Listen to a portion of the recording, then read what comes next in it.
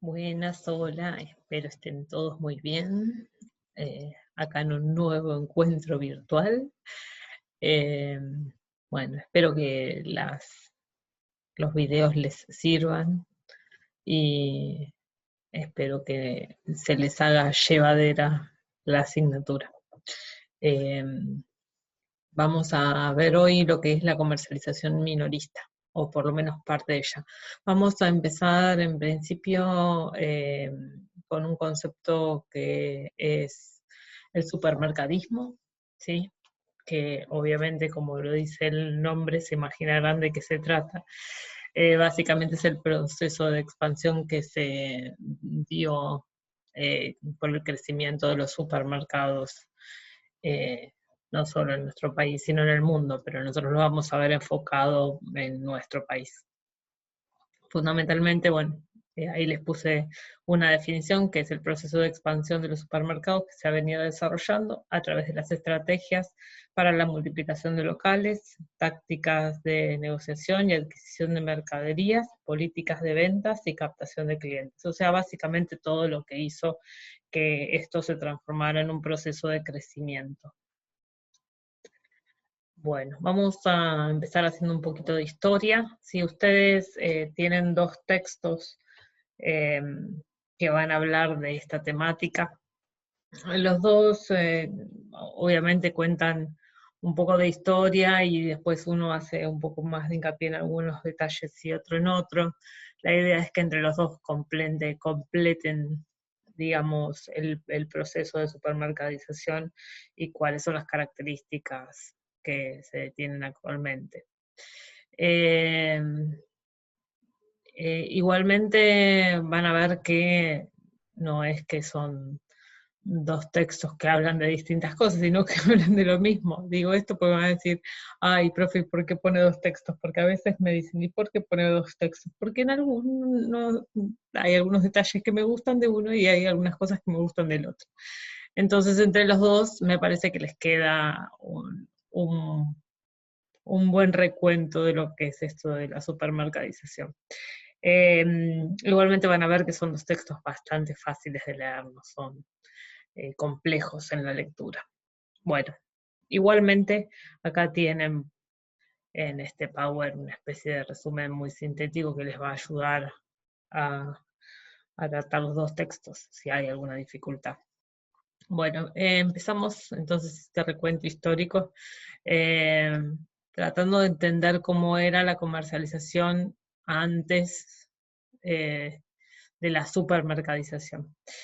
Digamos que hasta la década del 50 el comercio en la República Argentina se basaba fundamentalmente en una alta especialización. ¿A qué le vamos a llamar a eso? Eso lo vamos a llamar a esos negocios que se dedicaban cada uno a su rubro y no se metían en el rubro que no les tocaba, ¿sí? A las carnicerías, por un lado, vendían carne, las verdulerías, verduras, los almacenes, productos generalmente perecederos y frescos de consumo continuo. Las panaderías, que por ejemplo no las puse ahí, las panaderías vendían panes, facturas, pero eran especializados precisamente en su rubro, ¿sí? Eh, También lo que se tenía era una atomización del mercado. ¿A qué se le llama atomización del mercado? Se le llama atomización del mercado a que eran pequeñas unidades, ¿sí? Y mucha cantidad de ellas. Era muy fácil ver en un barrio, en 3 o 4 cuadras, 6 o 7 verdulerías, 3 o 4 almacenes. Estaba la galletitería también, que vendía solamente galletitas. Ay, me remonté un tiempo ya lejano. Bueno, esto, eran muchas unidades pequeñas, ¿sí? Por eso se habla de atomización. Y en algunos lugares de nuestro país existían lo que se llamaban los almacenes de ramos generales, que ahí sí se vendía un poco de todo, pero tenía que ver con una cuestión de que eran lugares donde había menor cantidad de población, eran lugares poco urbanizados, ¿sí? Entonces, este tipo de lugares concentraban lo que el pueblo necesitara, ¿sí? Se daba bastante en lo que es la ruralidad. Había en el centro del pueblo un almacén de ramos generales. También existían, ya acá esto un poco más en la ciudad, lo que se llamaban las grandes tiendas. Habrán escuchado la de Gati Chávez, a lo mejor alguna abuela. Pero esto tenía que ver generalmente con otros rubros no alimentarios, ¿sí? Bueno, a partir de la década del 50 comienza, digamos, que esta historia de la supermercadización en Argentina. En 1951 es el primer registro de este comienzo con la inauguración de la Estrella Argentina, que fue el primer autoservicio en el país. A ver, ¿qué fue esto? En realidad, la Estrella Argentina era un almacén y lo que se incorporó fue el que antes de esto el almacenero vos ibas y le pedías. Y lo que cambió acá fue que se creó el sistema de góndolas, ¿sí?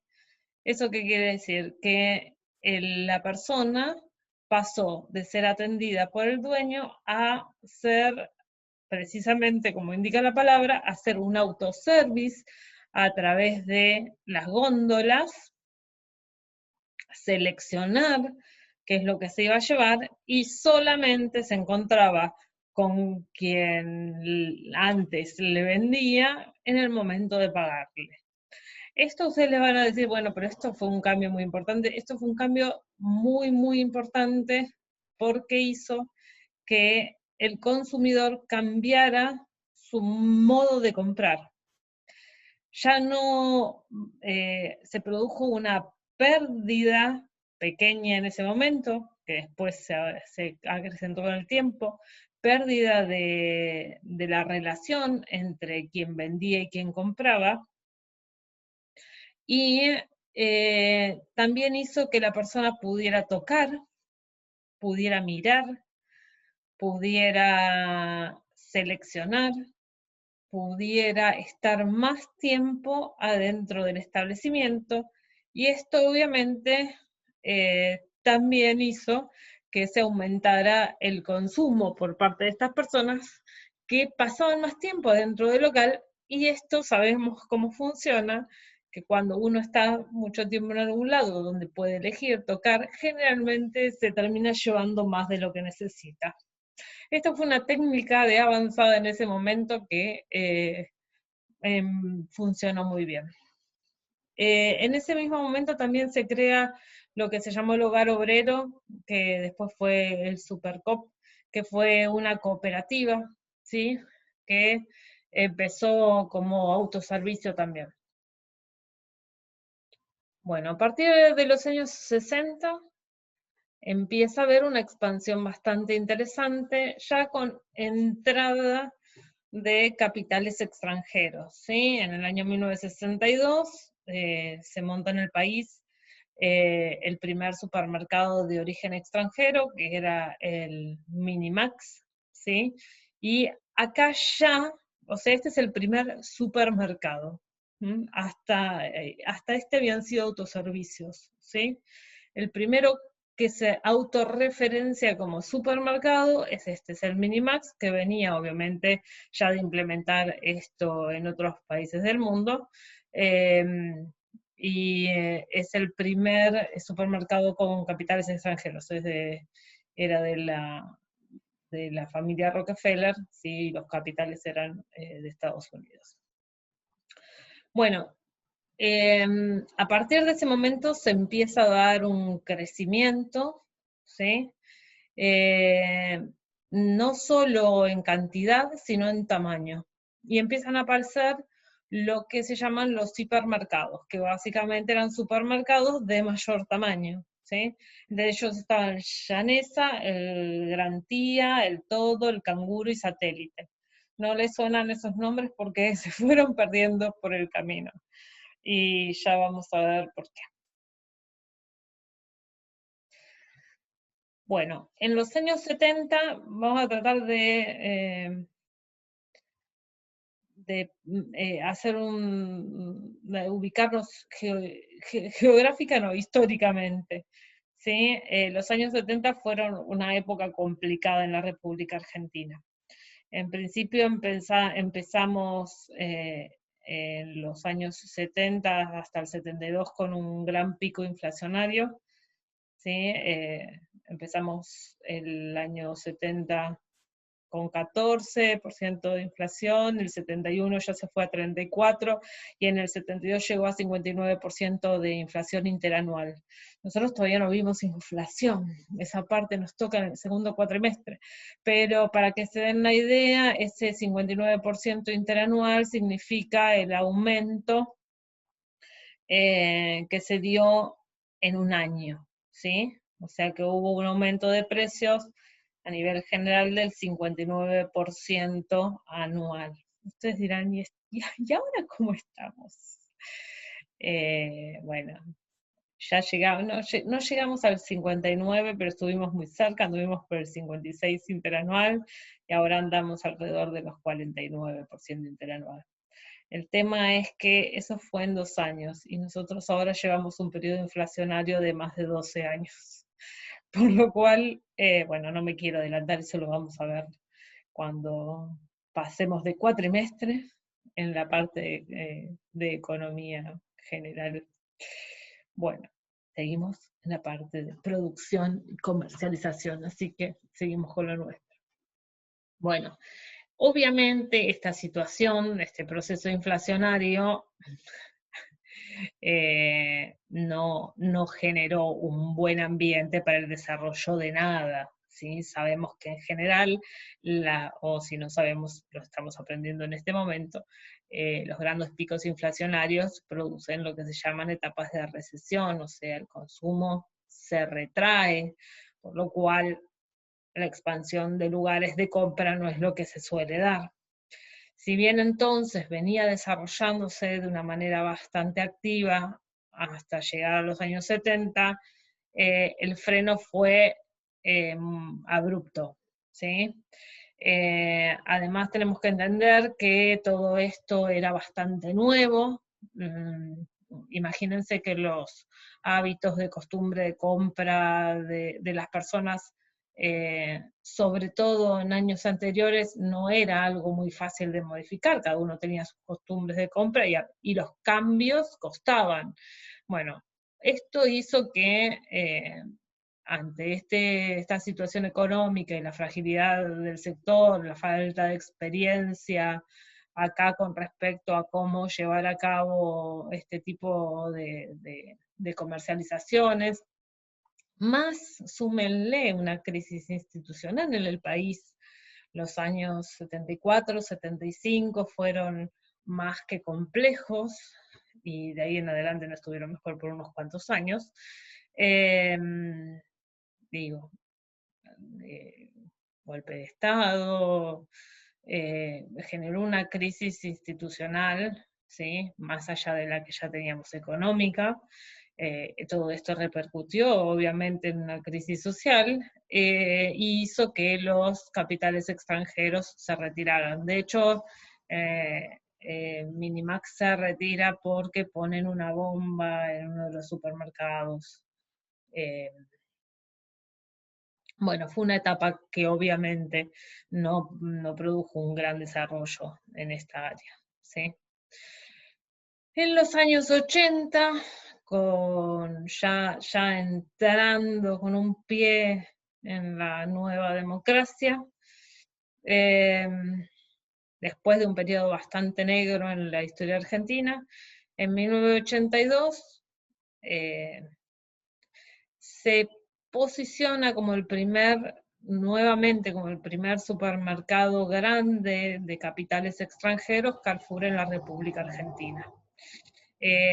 Bueno, en el año 83 comienza el periodo democrático y esto hace que se abra el comercio en la República Argentina, que durante mucho tiempo había estado cerrado, y esto obviamente promueve la inversión extranjera, ¿sí? Porque aparte lo que permitió esa apertura fue que se permitiera el giro al exterior de las utilidades. Las utilidades son las ganancias, ¿sí? Bueno, en 1988 empieza a haber un crecimiento de otros supermercados, ¿sí? Llega al país Macro, llega Jumbo, que es de origen chileno, y se empiezan a ver los primeros shoppings. El Unicenter fue uno de ellos.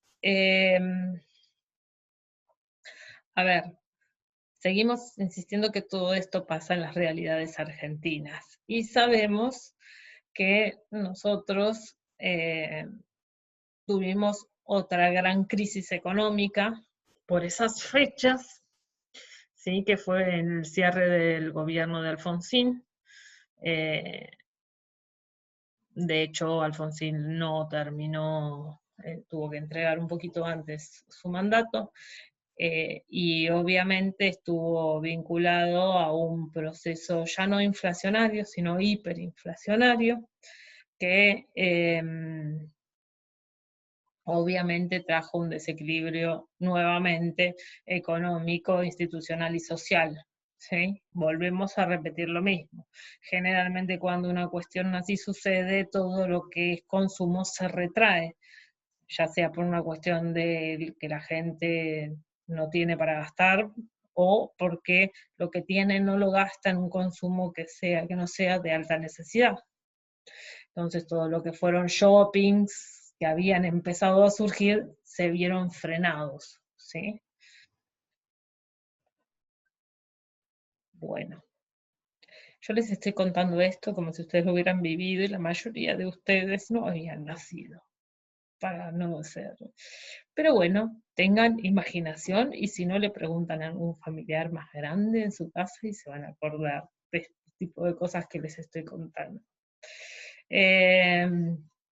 Bueno, ya en los 90 del Carlos, ¿se acuerdan? Bueno, los 90 fueron un periodo absolutamente de apertura en nuestro país. Nos abrimos al mundo de una manera escandalosa y las pautas fueron absolutamente neoliberales. ¿Sí? Fue un momento en el que se abrieron tanto las exportaciones como las importaciones, y hubo una generación de un bienestar económico, o por lo menos fue lo que todo el mundo pensó, eh, que hizo que el consumo en la República Argentina lograra una nueva eh, relevancia, o sea que fuera bastante importante. Esto obviamente generó lo que le faltaba a los capitales extranjeros para montar los supermercados y hubo un crecimiento exponencial, ¿sí? De todo tipo, tanto de supermercados, de hipermercados, de shoppings. Ahí sí, los consumos de las poblaciones de la República Argentina cambiaron. Ya no era que había un supermercado al cual la gente iba como un evento, sino que el supermercado, los shoppings y los hipermercados y los pequeños mercados fueron formando parte habitual de la vida y bueno, la salida del fin de semana de muchas familias pasó a ser ir precisamente a estos lugares de compra. Bueno, en ese momento teníamos el 1-1, así que nos convencieron de que ganábamos dólares, de que un peso valía un dólar, así que había mucha plata en movimiento. Bueno, esto obviamente hizo venir capitales extranjeros. Les puse acá la mayoría de los que me acuerdo que en ese momento estaban más sumados a los que ya teníamos, ¿sí? En este momento aparecen no solo de capitales extranjeros, sino también de capitales nacionales, ¿sí? Acá tenemos Walmart, que es americana, Libertad, que era del grupo Casino, que también es americana, tenemos Econo, que era chilena, Disco en ese momento era holandesa, y digo en ese momento porque van a ver que a lo largo del tiempo hay algunos supermercados que, si bien pertenecían a unas empresas, después se fueron fusionando y fueron armando núcleos más concentrados de poder en cuanto al tema de la compra minorista, ¿sí? Hoy en día, por ejemplo, Jumbo, que la tenemos acá, que había entrado sola, hoy es dueña de lo que era Disco y es dueña de lo que era Plaza Bea, que después se fue Supermercados Bea, ¿sí? La, la, el grupo es Cencosud y tiene los 3 supermercados. Bueno, tenemos a Coto, que en realidad nacieron como carnicerías. Alfredo Coto es su dueño y los capitales son nacionales. Eh, Empezó con unas carnicerías, que había algunas en un barrio, puso su primer supermercado en Mar de Ajó, y, y después tuvo en esta época menemista un crecimiento bastante importante en cuanto a líneas de crédito y en cuanto a poder de crecimiento. Fue ahí donde creció a como lo conocen ahora. Bueno, eh, bueno, Casa Tía ya tampoco existe más. Eh, a Casa Tía la compró Disco y después Disco lo compró Jumbo. Bueno, así se fueron manejando y armando los nuevos supermercados que hoy ustedes conocen. La Anónima también es de capitales eh, argentinos y tiene un peso bastante importante en lo que es el interior de nuestro país. Bueno, hoy las 6 empresas más importantes son Carrefour. Bueno, ahí les puse el origen como para que tuvieran idea de dónde es. Carrefour, que es francesa, que tienen al Carrefour y a los supermercados X ya quedan muy poquitos, ¿sí? Pero también era de Carrefour. Cencosud, que tiene a Jumbo, Disco y Avea, que ya lo dije, que es chilena. Coto, que es argentina y solamente tiene la cadena Coto. La Anónima, que ya les dije, que maneja a través de 2 supermercados, los supermercados de la Anónima y del Quijote. Walmart, que tiene Walmart y Chango Más. Y el Grupo Casino, que es el de Libertad, que también tiene mayor peso en el interior de nuestro país. Bueno, lo que tenemos que entender es que estas 6 empresas son quienes manejan la mayor parte de lo que es la venta en supermercados, ¿sí? Acá les puse algunos datos que me parecen que son bastante interesantes. Dice, concentran según estas 6 empresas, obviamente, concentran según últimos datos el 60% de las ventas de alimentos y bebidas, ¿sí? O sea, de lo que se compra alimentos y bebidas, el 60% del volumen está dado por estas empresas. Carrefour, Cencosud y Coto, o sea, las 3 primeras, representan el 70% de las ventas del supermercado. O sea, de todos los supermercados, estas 3 empresas son obviamente las que tienen un peso bastante más importante que el resto. A partir del 2017 crece la compra en supermercados de tipo mayorista y disminuyen los supermercados. Esto fue algo que se fue dando y se empezó a ver. La gente se había acostumbrado a hacer compras cuando salieron estos hipermercados, es lo que les digo, era parte del paseo, se iba una vez al mes y se iba y se hacía una compra gigantesca, pero obviamente para ese tipo de compras gigantescas, primero había que tener predisposición de ir, generalmente no quedaban cerca, había que constar, tenías que tener algún vehículo para poder ir, y además tenías que tener básicamente plata disponible como para hacer la compra para un mes. Esto vino también acompañado con el comienzo de la masificación de las tarjetas de crédito, ¿sí? El problema que tuvo esto es que obviamente las personas empezaron a usar las tarjetas de crédito, eh, pero después las tarjetas de crédito también hay que pagarlas. Entonces, este tipo de manejo hizo que la gente se empezara a endeudar por pérdida del control de ese dinero y empezar a refrenar también este tipo de compras. Después, obviamente, las crisis que acompañaron a la República Argentina hicieron que las distintas crisis hicieron que este poder de consumo se disminuyera, ¿sí? Y hiciera que la gente empezara a comprar de forma distinta.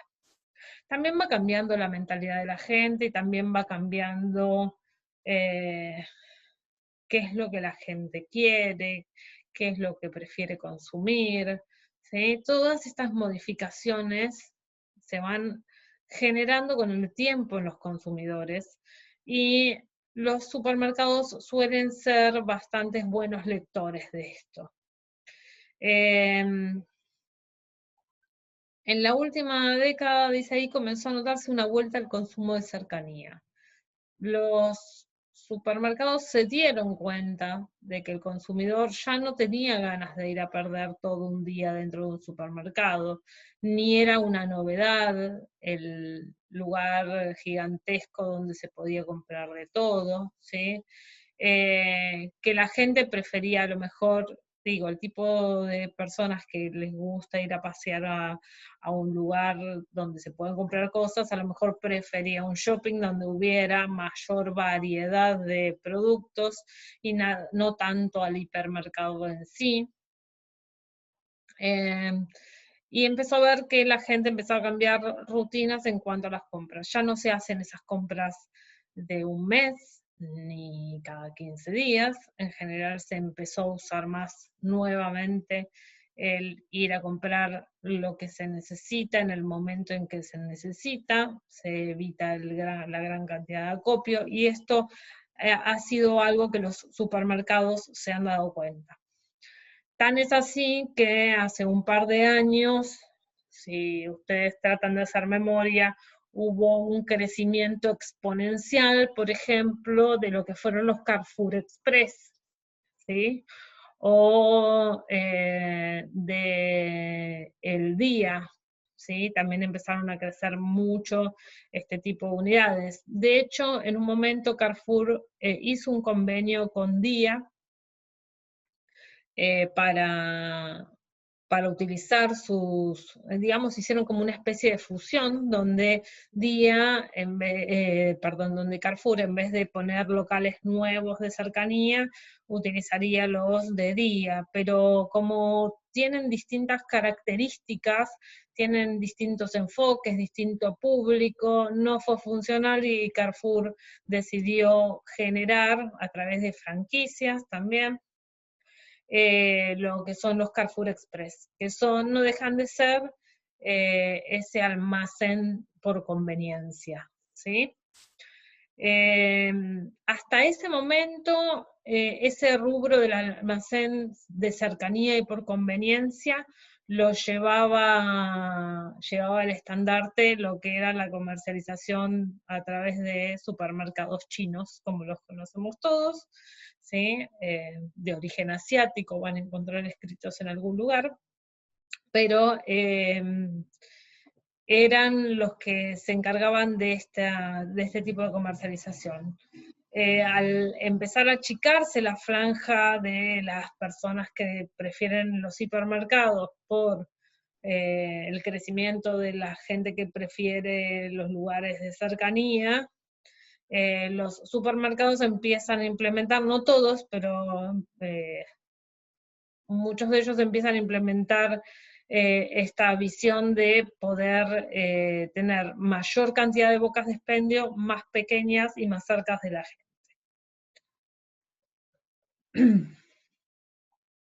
Bueno, obviamente los supermercados permanentemente tratan de mantener sus ventas lo más alto que puedan, o sea, vamos a ser absolutamente sinceros, la función del supermercado es la obtención de ganancia, pura y llanamente, ¿sí? Estamos hablando de grandes empresas con grandes inversiones, con gran cantidad de empleados, ¿sí? Son máquinas económicas, ¿sí? Entonces, ante esto, estas empresas lo que buscan es obviamente tratar de seguir manteniendo lo más posible su grupo de consumidores. Una de las cosas que siempre y están permanentemente renovando es todo lo que son los estudios de consumo, ¿sí?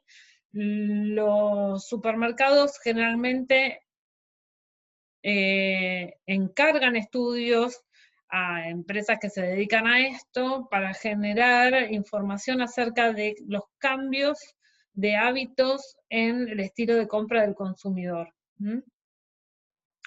Y obviamente para poder hacer estos cambios tienen que tener una flexibilidad, que la tienen, de poder ir variando a medida que el consumidor varía sus hábitos.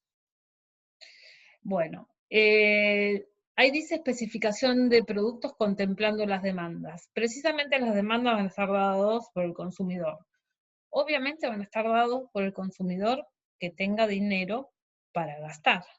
¿Sí? ¿Queda claro esto? Entonces, se hace la evaluación del consumo y se busca cuáles son las especificaciones posibles. ¿Esto qué quiere decir?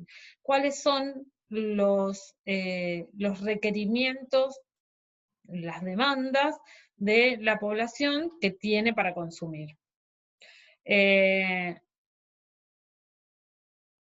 Si ustedes analizan lo que había en las góndolas hace un tiempo y lo que hay ahora, van a ver que los productos van variando, ¿sí? No solo por los procesos que la industria alimentaria ha generado de crear mayor cantidad de productos, sino por el tipo de productos y hacia quién va dirigido. Hoy en una góndola, cuando yo era chica, en una góndola de lácteos había leche entera fluida, después hubo leche descremada fluida, y tenías un yogur que venía en un envase de vidrio de la Vascongada, que era el único yogur que había. Después la Serenísima sacó el yogur de vainilla y de frutilla.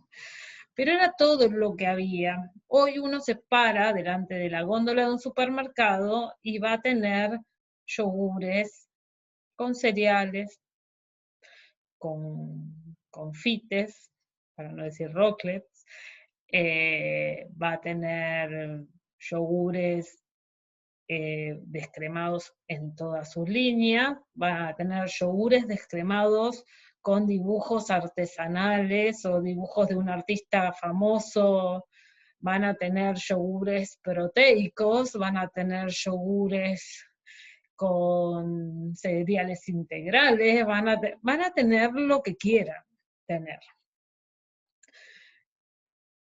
La demanda marca el consumo, ¿sí?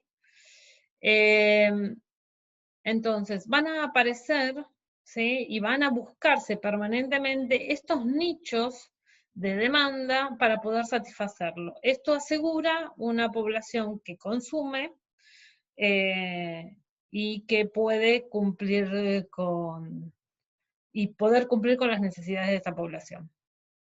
Bueno, los supermercados también han ido creando estrategias para que la gente pueda comprar, ¿sí? Tenga plata o no tenga plata, que son los pagos electrónicos, ¿sí?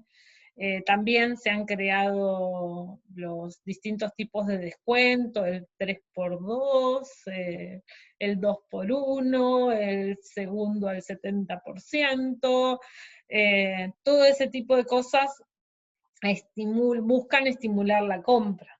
¿Sí? Uno va al supermercado, ve que lo iba a buscar un paquete de algo, pero si ve que está 2x1, se va a llevar dos, obviamente. 2x1 hay muy poco, hay más del segundo al 70%. Otra vez, o sea, se busca que uno compre la mayor cantidad de cosas posibles. Los estudios de consumo estudian tanto como que estudian qué es lo que hace una persona cuando entra al supermercado, a qué parte va, a qué parte no va, para qué lado dobla con el carrito cuando entra al supermercado, a qué altura de la góndola se mira más, cuáles son los colores que llaman. Ustedes van a ver que los lácteos siempre están al fondo. Está estudiado en general que uno cuando entra va a la derecha. Yo no sé, la verdad no lo pienso, pero parece que han estudiado y la gente en general, una vez que entra al supermercado, va a la derecha. A lo que me refiero yo es que se estudia todo adentro del supermercado para que uno obviamente consuma lo más posible. Sigo insistiendo, es la función de esta empresa, ¿sí? Que vende productos alimenticios, es la obtención de ganancia. Bueno, las marcas propias es otra gran estrategia que empezaron a utilizar los supermercados, ¿sí? Ahí les puse unos que encontré, que busqué, las arvejas de Coto, el puré de tomate de Carrefour y los fideos de Jumbo.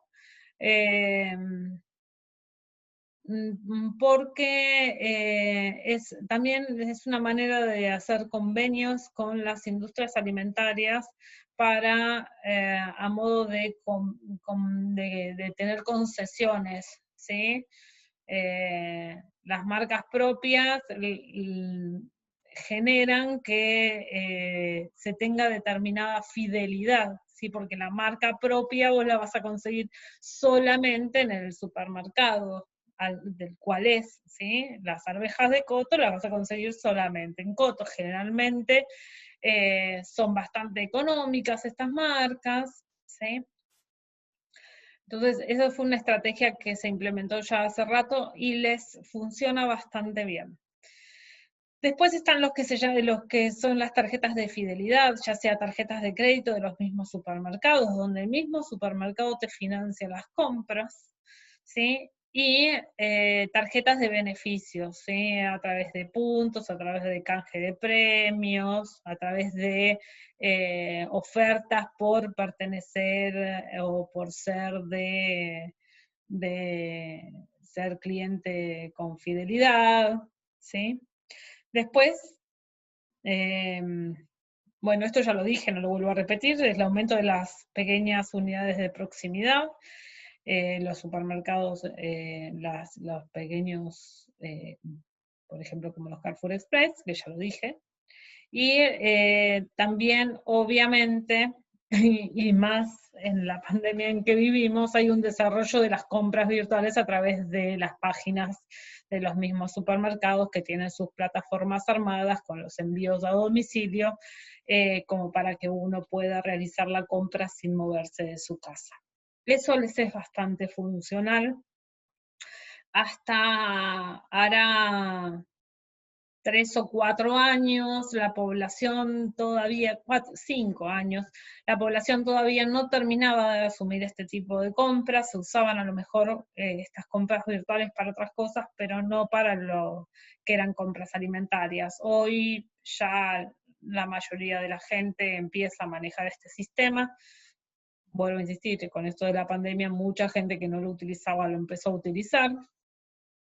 Y fundamentalmente también tiene que ver con el ritmo de vida que se vive en las sociedades en las cuales vivimos, donde la gente trata de gastar el menos tiempo posible en cosas que puede hacer sin movilizarse de su casa o sin tener que trasladarse para ello.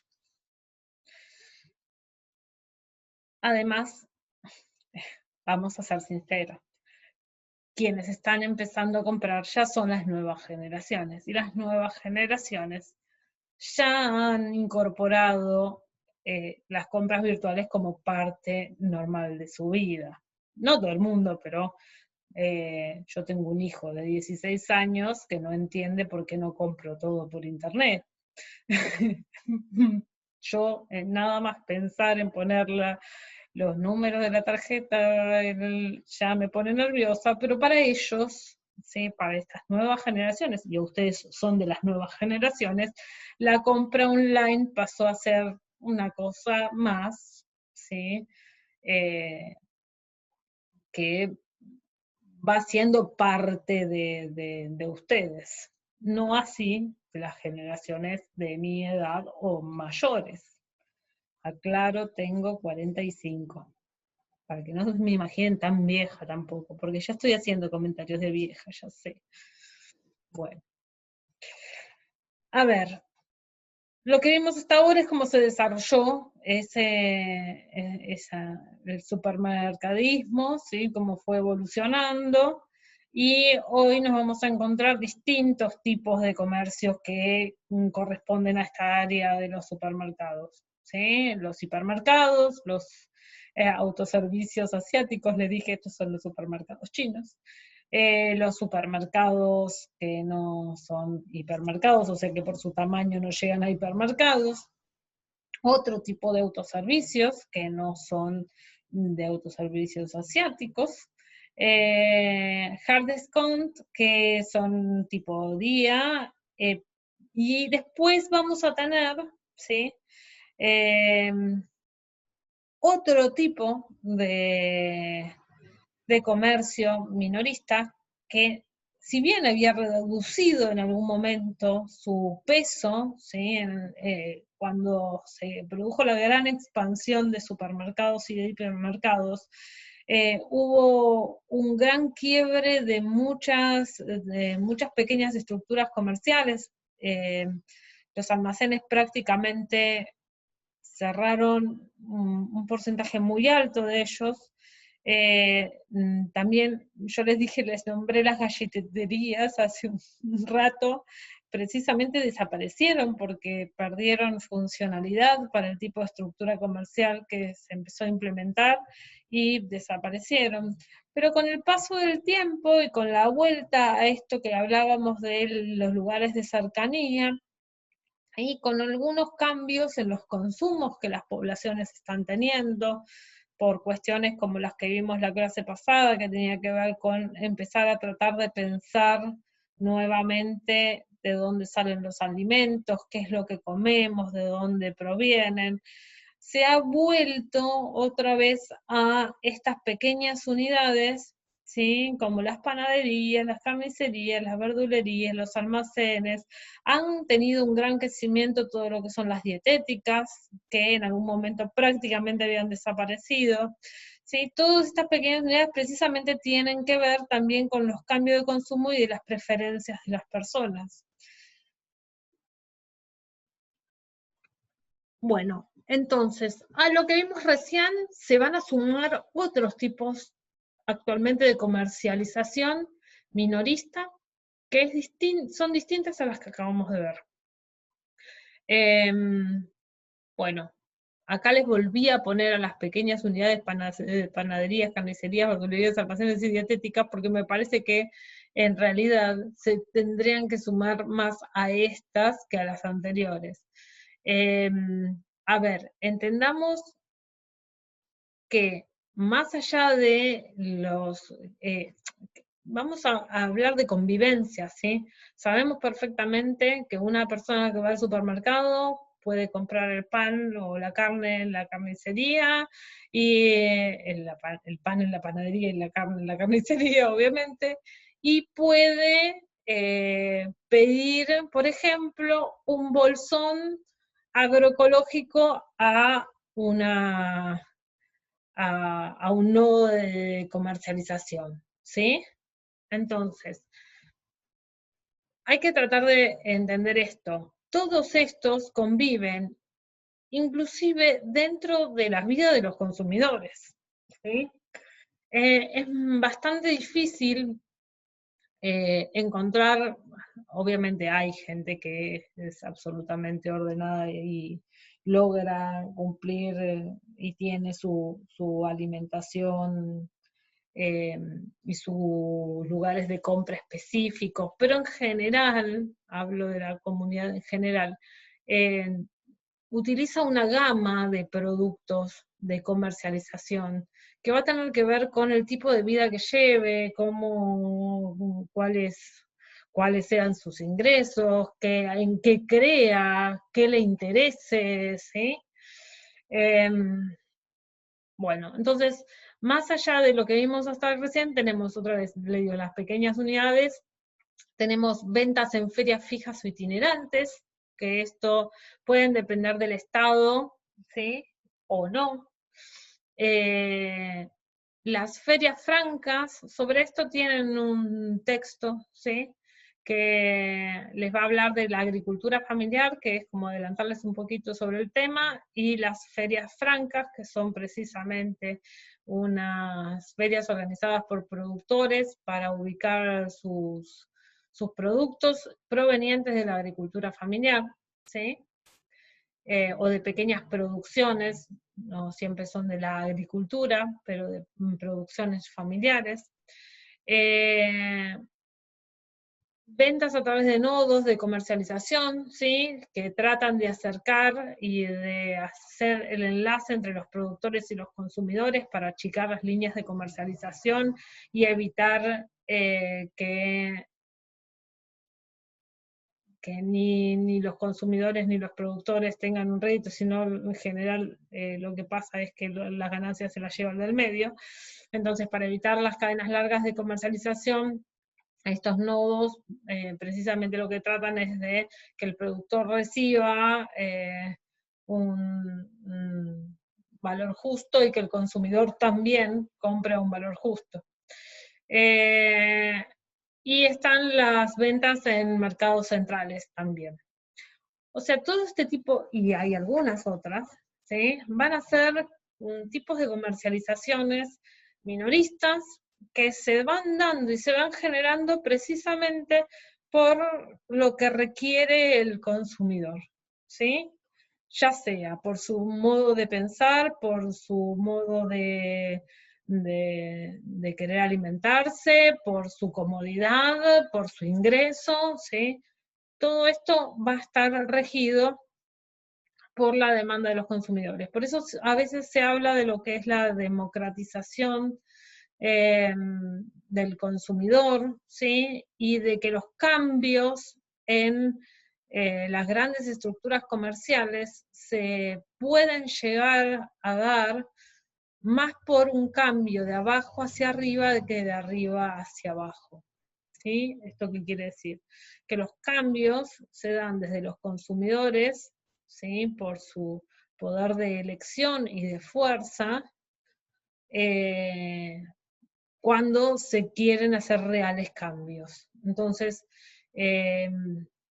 todo lo que es las producciones, las pequeñas producciones, las producciones, por ejemplo, las producciones orgánicas, las producciones agroecológicas, que no son lo mismo orgánicas que agroecológicas, ya lo vamos a ver, pero todo ese tipo de pequeñas producciones lo que hacen es buscar precisamente maneras de tratar de concientizar a los consumidores para poder realizar cambios en la estructura de comercialización y en la estructura de consumo, obviamente. Bueno, vuelvo atrás para no quedarme en una pantalla negra. Yo les sumé unos cuantos videitos, ¿sí? Que les va a presentar qué es una feria franca, más allá de lo que tienen de texto. Les puse otro que les muestra los nodos de comercialización de bolsones y algún otro más, ¿sí? La idea es precisamente que vean, puedan empezar a ver otros tipos de comercializaciones distintas a las convencionales, como podrían ser los supermercados o las pequeñas estructuras que conocemos como los almacenes, las panaderías, ¿sí? Las carnicerías, esas las conocemos. Bueno, mi idea es que puedan ver otro tipo de comercializaciones minoristas que a lo mejor las tenemos más lejos y no las conocemos tanto. ¿Sí? Bueno, nada más. Espero no haber hecho muy largo esto y que no les haya resultado demasiado tedioso. Bueno, entonces tienen 2 textos para la parte de supermercadismo, tienen un texto que les va a hablar un poquito de la agricultura familiar y de la comercialización a través de ferias, y uno chiquitito de ferias francas. Eso es lo que se van a encontrar. Bueno, más adelante vamos a hablar también vamos a volver a hablar de la agricultura familiar, y así que estos conceptos los vamos a rever un poquito más adelante. Bueno, nos estamos viendo, cuídense mucho, ¿sí? El que pueda, quédense en casa y esperemos prontamente poder volver a nuestra querida vida normal. Bueno, cuídense.